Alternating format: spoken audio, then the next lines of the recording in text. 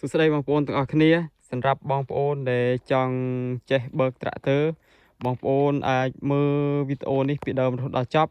ខ្ញុំធានាថាបងប្អូននឹងអាចចេះបើកបរត្រាក់ទ័រដោយខ្លួនឯងសម្រាប់ត្រាក់ទ័រមួយគ្រឿងនេះគឺ M6240 M6240 នេះវា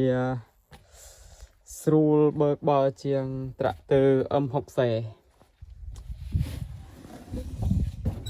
ជាដំបូងបងប្អូនមកស្គាល់លេខវាជាមុនសិនលេខវាមានលេខ1លេខ2លេខ3និងលេខ4សម្រាប់លេខ1នេះសម្រាប់ខ្ញុំព្យួររាល់ថ្ងៃនេះខ្ញុំព្យួរលេខ1ហើយនិងលេខ2សម្រាប់លេខ1នេះខ្ញុំប្រើនៅពេលដែលយើងព្យួរដីណាដែលពិបាកខ្លាំងវាដូចជាដីផុកដីដែលស្អិតខ្លាំងគឺយើងប្រើជាមួយលេខ1តែសម្រាប់ដីដែលរត់ស្រួលយើងអាចរត់លេខ2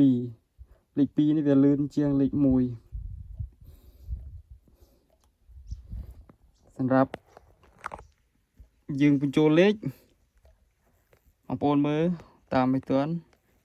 យើងរុញទៅកណ្ដាលនេះយើងដោះលេខបងប្អូនដោះលេខហើយយើងរុញទៅខាងមុខនេះយើងកាច់មកខាងនេះលេខ1ហើយយើងទាញមកផ្លោះកណ្ដាលនេះដោះលេខហើយទាញមកខាងឆ្វេងនេះលេខ2បាទ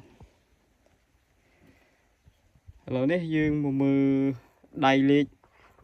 សម្រាប់បញ្ជាត្រាក់ទ័រទៅមុខនិងទៅក្រោយវាកន្លែងនេះវាមាន3បងប្អូនវាមានអក្សរ F អក្សរ N អក្សរ R អក្សរ F នេះគឺវាយើងទាញវាទៅមុខនេះ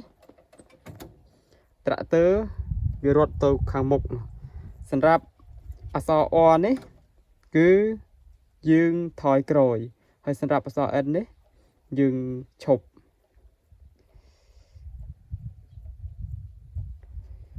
បាទវីដេអូរបស់ខ្ញុំគឺមានតែប៉ុណ្ណេះឯងបើសិនជាបងប្អូនមានចង្កល់អីបងប្អូនអាចសួរឬក៏ comment នៅខាងក្រោមវីដេអូនេះបាន